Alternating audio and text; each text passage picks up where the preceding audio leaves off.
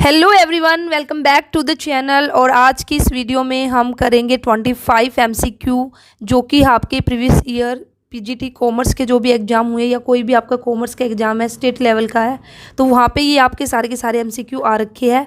तो इसलिए ये आप लोगों के लिए मोस्ट इम्पोर्टेंट है और इनको आप कोई भी अगर अपना एग्ज़ाम देते हो कॉमर्स का तो इनको ज़रूर करके जाना, क्योंकि यहाँ से आपको क्वेश्चन देखने को मिल सकते हैं।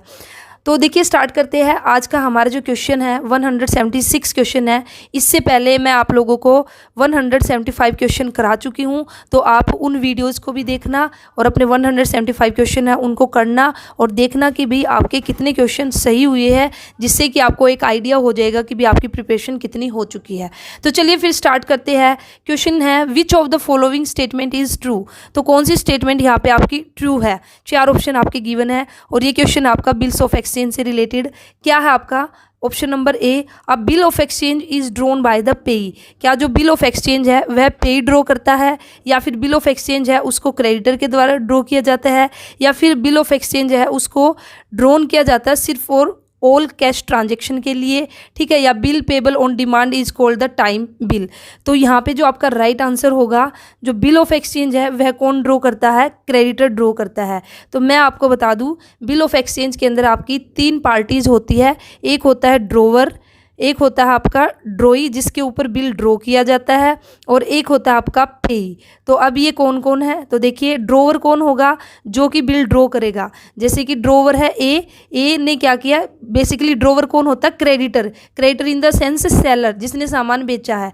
अब ए ने सामान बेचा है और बी ने खरीदा है, तो अब ए ने क्या किया है, जो बिल है उसको ड्रॉ किया है, बी ने उसको एक्सेप्ट किया है। तो जो एक्सेप्ट करेगा या एक तरह से जो डेटर होगा जिसने पेमेंट करनी है वह क्या होगा, ड्रॉई, और पेई वह होगा जिसको पैसा मिलेगा। तो मोस्टली आपका जनरली ड्रोवर ही आपका पेई रहता है, लेकिन किसी किसी सिचुएशन में पेई आपका चेंज भी हो सकता है। कब, अगर ड्रोवर क्या कर दे, जो आपका बिल ऑफ एक्सचेंज है उसको अगर ट्रांसफ़र कर दे, ठीक है, एंडोर्स उसको कर दे किसी थर्ड पार्टी को, तो उस केस में पेई क्या हो जाएगा, आपका अलग हो जाएगा ड्रोवर से। कैसे, जैसे अब ए ने अगर सी को पैसा देना है तो ए ने क्या किया, जो बिल था जो ड्रॉ किया था उस बिल को सी को दे दिया और सी को बोल दिया कि भाई अब इस बिल का पैसा बी से ले लेना। तो इस केस में सी आपका क्या होगा, पेई। तो इस क्वेश्चन का राइट आंसर क्या है, बी, कि बिल ऑफ एक्सचेंज किसके द्वारा ड्रॉ किया जाता है, क्रेडिटर के द्वारा। वीडियो अच्छी लगी है या आपको थोड़ा सा भी इस वीडियो से बेनिफिट हो तो वीडियो को लाइक ज़रूर करना, और आपका कोई भी डाउट है तो उसके लिए आप कमेंट कीजिए।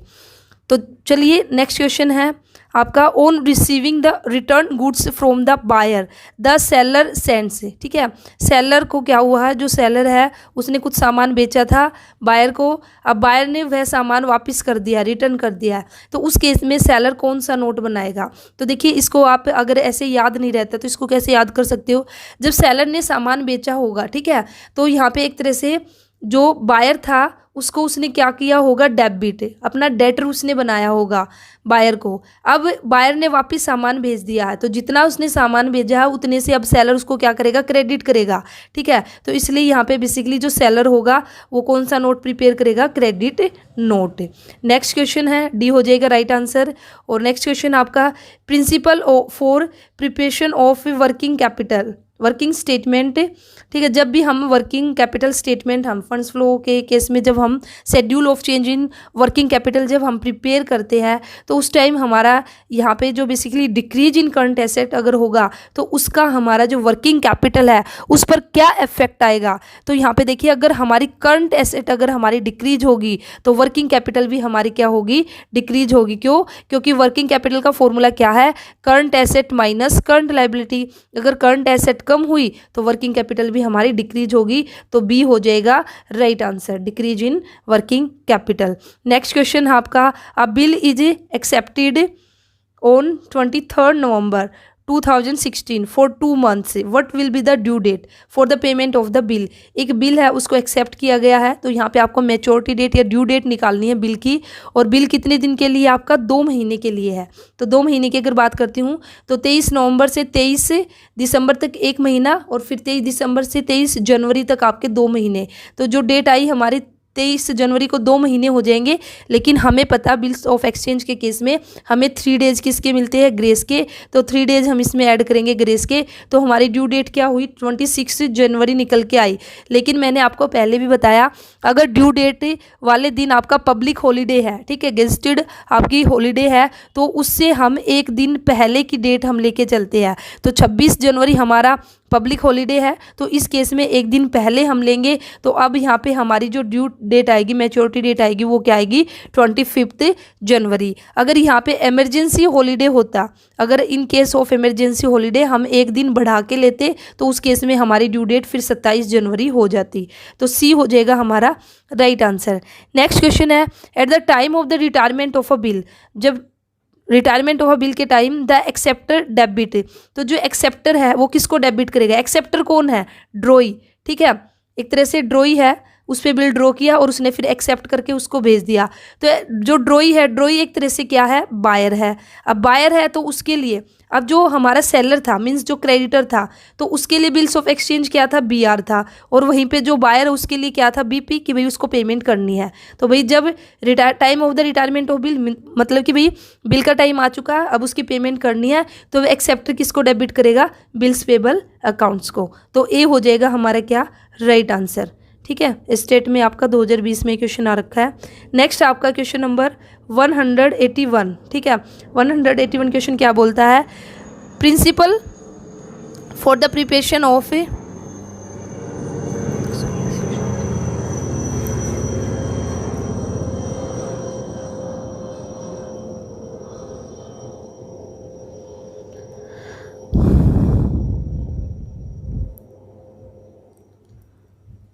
तो देखिए क्वेश्चन नंबर 181 ये क्या बोलता है, principle for the preparation of the working capital statement.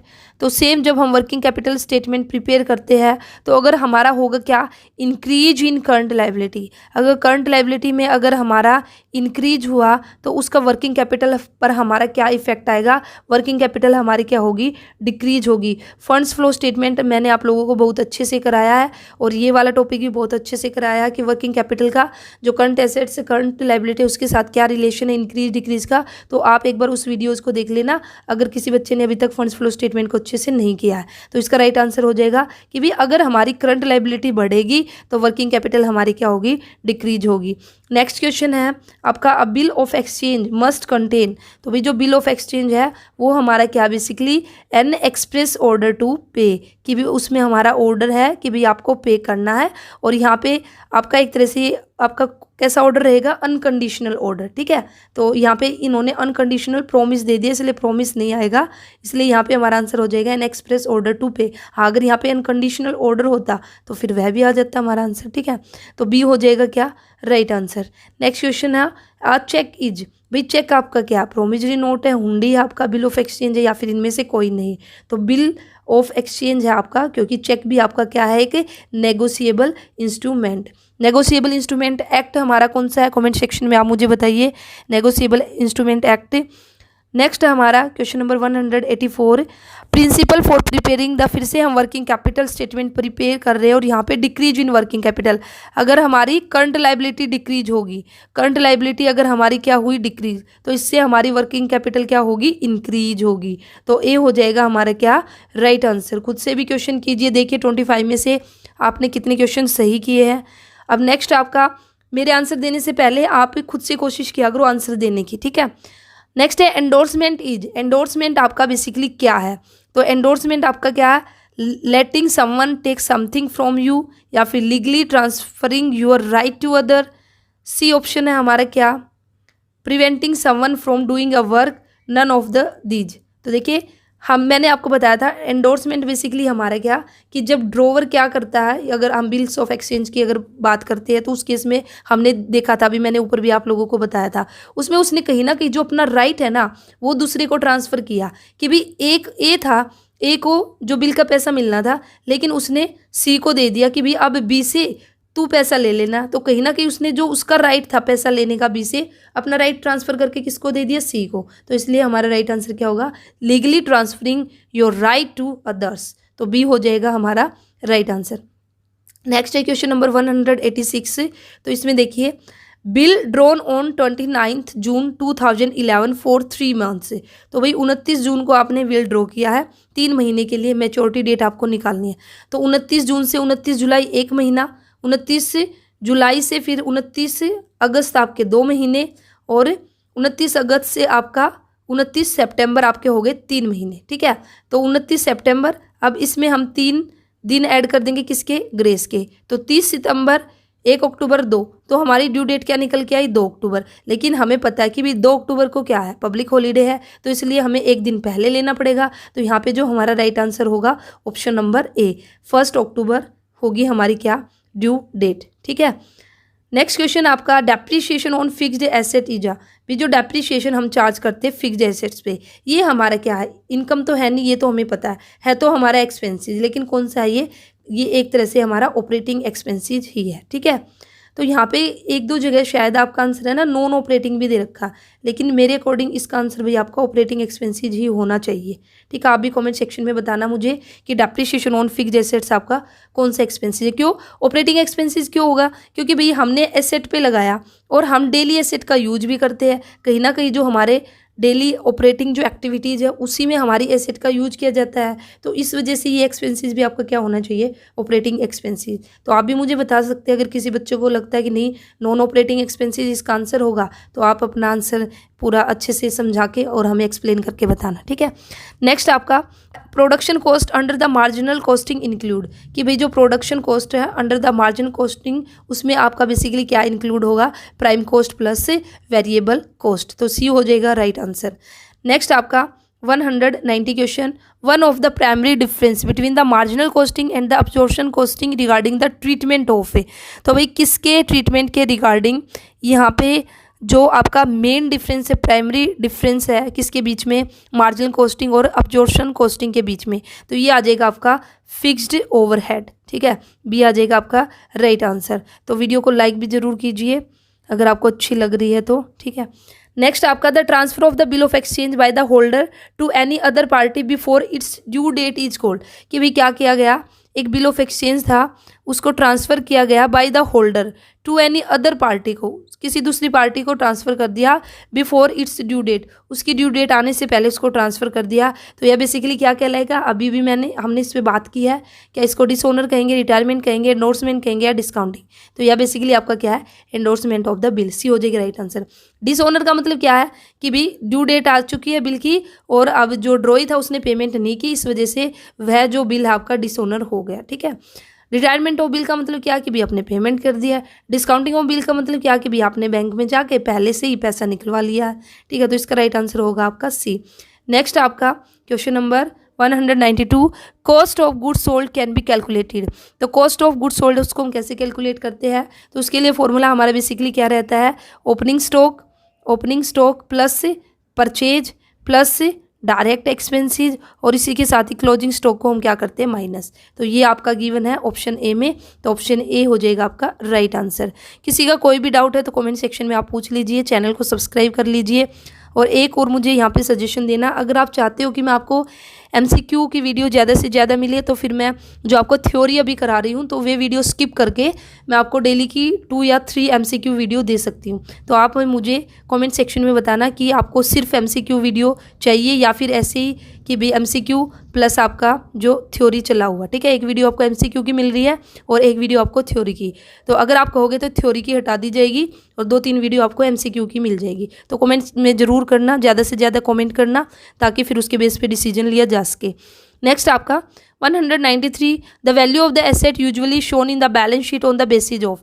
कि भाई जो वैल्यू ऑफ एसेट्स है, ठीक है, हम जब बैलेंस शीट में एसेट की वैल्यू को शो करते हैं तो किस कॉस्ट पे हम शो करेंगे, एन अनएक्सपायर्ड कॉस्ट वैल्यू पे हम शो करते हैं।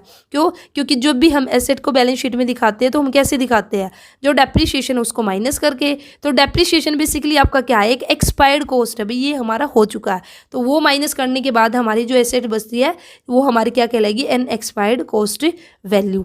तो ए हो जाएगा हमारे क्या right answer. DT plus B PGT मेल जुलाई 2018 में आपका एक क्वेश्चन आ रखा है। नेक्स्ट भी आपका DT प्लस बी में है, loss by the fire is an example हो।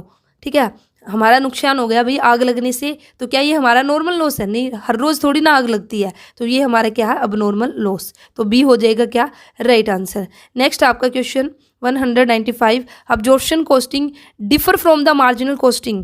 भाई ये कैसे डिफर करती है? तो यहाँ पे 4 ऑप्शन है, देखिए और दीजिए इसका आंसर, और मैं आपको राइट आंसर बता दूं। इसका राइट आंसर है, किस बेस पे डिफर करती है? Amount of the cost assign to the individual unit of a product. तो कॉस्ट को भी अच्छे से करके जाना, कॉस्ट में से भी आपको काफ़ी सारे क्वेश्चन देखने को मिल सकते हैं।